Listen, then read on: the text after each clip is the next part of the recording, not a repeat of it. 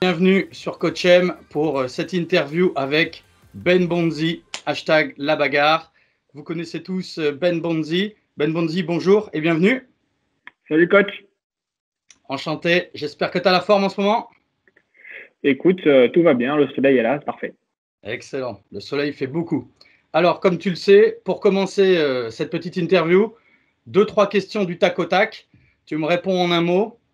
Une finale à Roland ou un top 10 ATP? Finale à Roland.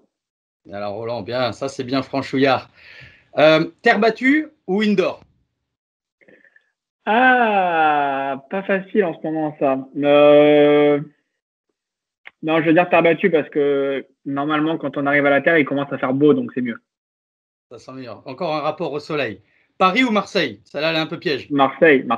Il n'y a même pas une hésitation. Bonne réponse. Pour la communauté qui nous regarde à Marseille, voilà, vous avez un supporter de plus. Alors, une question pour toi, qui est celle pour débuter généralement ce type d'échange qu'on a ensemble. Quel est déjà ton plus grand souvenir sur un terrain de tennis dans ta carrière?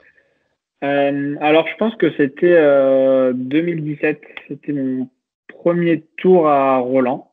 Alors, bizarrement, quand j'y repense, le moment le plus marquant, ça n'a pas forcément été la fin du match au premier tour quand j'ai battu Medvedev, parce que c'était une fin un peu prématurée où il a abandonné. Et en fait, ça n'a pas été une fin normale en soi. J'ai pas eu le temps de, même si je menais et que j'étais pas loin de la fin, j'ai pas eu le temps de voir venir vraiment le scénario de la fin de match, d'avoir peur de finir ou quoi que ce soit.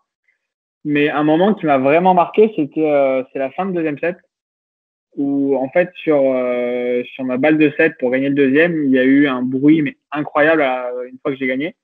Et c'était vraiment je pense le moment le plus marquant de ce match, quoi. Le public qui pousse derrière et qui ouais, c'est ça, mais vraiment un bruit. J'ai joué sur le 2 qui n'existe plus maintenant.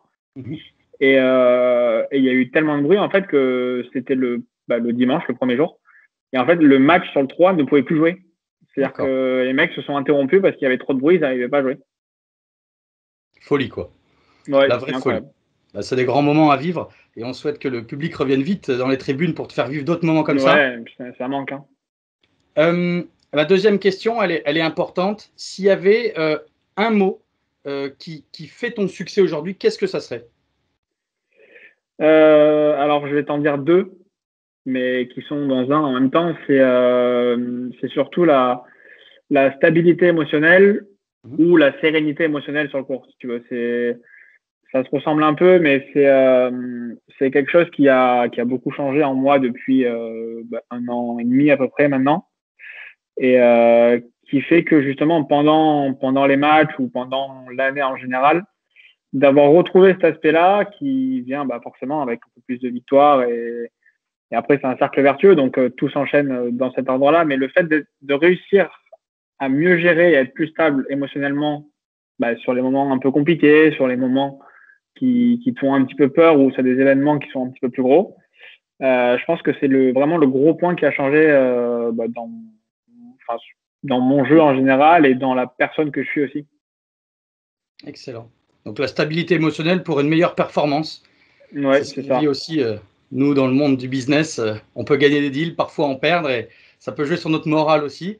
Et souvent, ça va m'emmener à la troisième question. Ça peut jouer quelque part sur notre motivation. Si je te mets à côté la motivation et la discipline, lequel des deux tu choisis et qu'est-ce qui serait pour toi le moteur de la performance?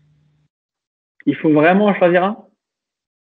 L'un peut compléter l'autre, ou alors mets-les dans le bon ordre, l'ordre qui te semble être bon. Je dirais d'abord la motivation. Mais pour moi, les deux marchent ensemble. Si tu es motivé, tu vas avoir la discipline qu'il faut pour aller vers tes objectifs, pour suivre le chemin que tu veux prendre. Mais d'un côté, tu peux pas avoir de discipline si tu n'es pas motivé. Donc, pour moi, les deux se complètent vraiment et tu peux pas les différencier. C'est vrai. Là, je pense comme toi qu'ils sont tous deux incompatibles et certaines personnes, voilà, en effet, trouvent la motivation dans ce qui s'inflige tous les jours et inversement. En tout cas, la notion de plaisir, là encore, revient dans ta bouche avec l'intérêt d'aimer ce qu'on fait déjà pour pouvoir avancer. Bah, très important. Alors, comme tu le sais, j'aime bien faire les parallèles entre le sport de haut niveau et le business. Si demain, tu croisais un Benjamin Bonzi, qui est un serial entrepreneur, un jeune entrepreneur ou même un salarié d'une société qui aimerait évoluer, quel conseil tu lui donnerais pour qu'il passe du statut qu'il a aujourd'hui à un top performer? Qu'est-ce que je donnerais comme conseil? Bah, je pense déjà qu'il faut… alors, c'est quelque chose qui n'est pas facile quand on entreprend quelque chose, mais c'est d'être patient. Réussir à être patient parce qu'en soi, je pense que ça soit dans le sport ou même dans l'entrepreneuriat, les choses ne vont pas nécessairement arriver vite, même si on aimerait, enfin, voilà, on a tous envie que ça réussisse le plus vite possible et que ce soit plus facile. Mais malheureusement, souvent, l'accès au haut niveau et à la performance, c'est quelque chose qui prend du temps. Donc, il faut réussir à être patient, réussir à accepter voilà, d'avoir des échecs parce que c'est peut-être pas le premier projet qui va se réussir, ni le deuxième, mais voilà. Et si on fait un parallèle avec le sport et le mien aujourd'hui, c'est le tennis, et on voit de plus en plus de mecs qui réussissent tard.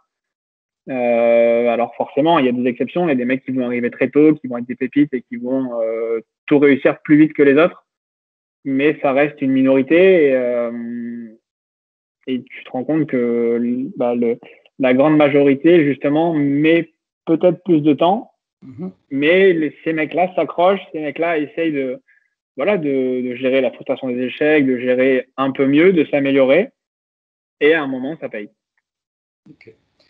C'est ce qu'on va retenir. Et avant de te poser la dernière question, je retiens quand même que voilà, ce qui fait aujourd'hui ton succès, c'est de la patience, c'est de la discipline, c'est d'être porté aussi par les gens et conforté dans ce que tu fais et prendre du plaisir dans ce qu'on fait. C'est ce que je retiens. Si on devait retenir un mantra, ou quelle est ta phrase clé à toi, ton mantra, qu'est-ce qui te fait avancer? Écoute, là, je suis dans mon appart à Marseille et avec ma chérie, on a décidé de mettre une pancarte dans l'entrée.